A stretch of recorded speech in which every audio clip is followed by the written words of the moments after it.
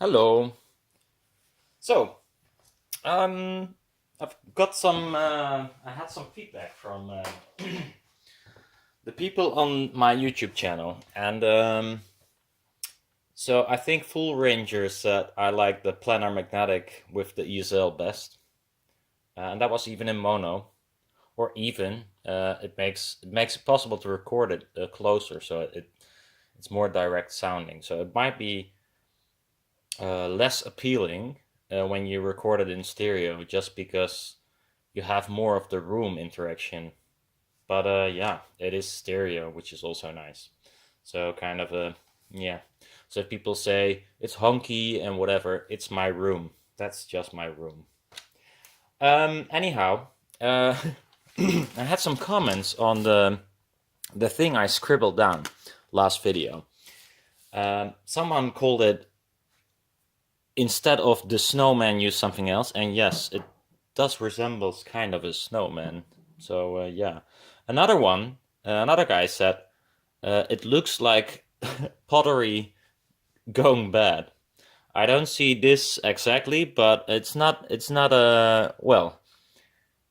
It's quite clearly that he didn't like it, and well, yeah. When I look at it, I've seen something like this similar. Uh, the pod speakers, I think B&W did it as well, I believe. Or many thought they made these speakers, which they didn't, I think. But anyhow, yeah. So I literally strapped it to my big guns, and yeah, there is a saying, kind of. Not sure what it is in English, but they have the same saying, like stick with what you know, or what you can, or where you're good at. I'm not sure if I'm good at making planar magnetics. I'm pretty sure uh, I'm not the best, that's for sure. But anyhow, it is what makes the channel, or made the channel kind of, well, it's not big, but grow. I mean, because no one else does it. Almost no one. So I might have to stick with it. And since I had this idea several years back, ESL and planar magnetic, usually the first idea is the best idea. So fuck all the woofers. I am still not possible to. I cannot use them for anything still, and they're laying around here, and I want to get rid of it by using it, or I don't know. I might be making some really cheap PA loudspeakers that are not the best, but will fit the purpose of going loud, and be done with it. I probably will do that, maybe. So a very cheap build, maybe. Could be fun. Some downsides. The ESL should be like twice as big if you want to mate it with these speakers. That would be better for the frequency response. Also, you can see that if you would like to make a planar magnetic and with the ESL, it becomes quite big. I got them strapped on right now, but if you would make a frame for it, there is even you need some more room here. So, like a little baffle to screw them in place. So they become really large, wide actually. So I'm thinking about what to do. These are go down in my room at least to 50 hertz or something. I might actually take a little bit smaller panel, so it doesn't get too big. And then, well, you don't have 50 hertz. That's too bad. Use a subwoofer, I think. I guess.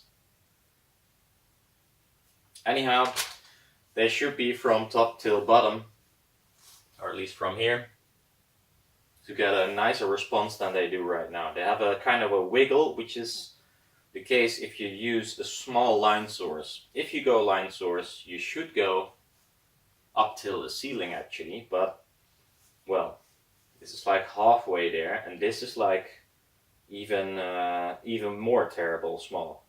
So making them as large as the speaker would be good, but making them like this would be even better. Not sure what to do yet. I could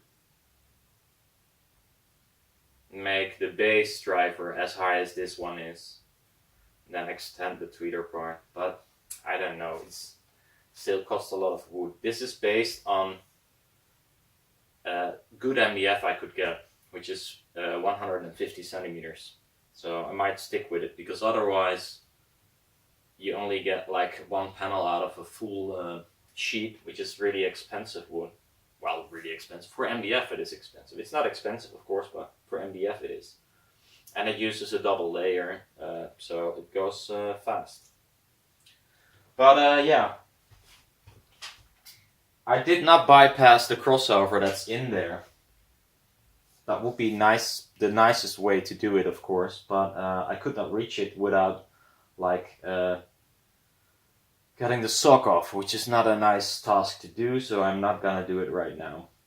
So what I did actually, because there's a 6 dB per octave filter in there, I added another 6 dB per octave filter in the DSP, and I crossed the panels, the ESLs, with the 12 dB per octave filter. But in the end, you should be it should be able to just use a 6 dB per octave filter only. But otherwise, it would be like 90 degrees off all the time, and I could not fix that. So at least not in mini DSP. So this is sort of a workaround. I think it might work. If you extend the ESL, you got some more low-end output, which is nice when crossing over. Also gives it more oomph, more dynamics, so that's good. This is a single-ended planar magnetic. It has, I noticed, a few rattles with some frequencies, and I'm pretty sure it's the way it is mounted into the frame, which is annoying, but I cannot help it. And also the foil should be stretched a little bit higher in tension, but this is what it is, and I don't think I'm gonna redo these panels, because it's, you know, it's a lot of work, and in the end you will end up with the same loudspeakers. I mean, in normal listening it's not, you know, you don't hear it. Except if there's like a 50 hertz hum, you might hear it for sure, if you play loud. So, what I'm gonna do, I'm gonna play a new song. One song, and I'm gonna split the videos up, because some songs are getting demonetized, some are not. So I would like to, well, at least be not demonetized for a few of the videos. Also, I want to start this project with the same kind of planar magnetic, but a little bit smaller and a bigger ESL, longer. And I have, you know, did some drawings and such, but the only thing is, at this moment, I don't have the money actually to build it straight away. I did find a new job, which I start next week. So maybe in a few months I am able to build something from the ground up again, because I first have to deal with some financial stuff. And then invest in stuff I don't actually need. So yeah, and I was thinking of making it maybe, and that's not sure yet, making it a push-pull variant, which would be really nice. But also, of course, it's twice as expensive and twice as much work. Well, not completely, but it is way more work. And if I would sell them, if they would be completed, they would be a little bit more expensive even. I mean, I think in materials alone, the new set, I imagine, will be like 400, 450. And that's without any labor. And labor is the biggest part. So I think it would go near the 2,000 mark, I guess. Which is quite a lot of money. But I think I have to, you know, like forget the idea to be able to make this kind of stuff for like 800 euros or 500 euros. It's not possible. Especially not when you go ESL for the top end, which just makes it far more expensive. So yeah, I'll put the recorder in place and let's play the song. And I thought I'd play a few songs afterwards in another video. that I already played on previous setups, and we might be able to compare them. I'm not sure if I'm gonna cross-cut them. Might be possible, but I'm not sure how accurate I can reposition the mic exactly the same. And of course they're completely different speakers. Well, we'll see. I might cross-cut it. That would be fun. I think I had a few... yeah, the only things that we have to listen to Terminator again then, or Commando, I don't know. But we'll see. I don't actually have a plan, as you noticed by now. Just that I wanted to explain some stuff and play one song, and then we'll see. I'm gonna get the recorder, the audio recorder that is.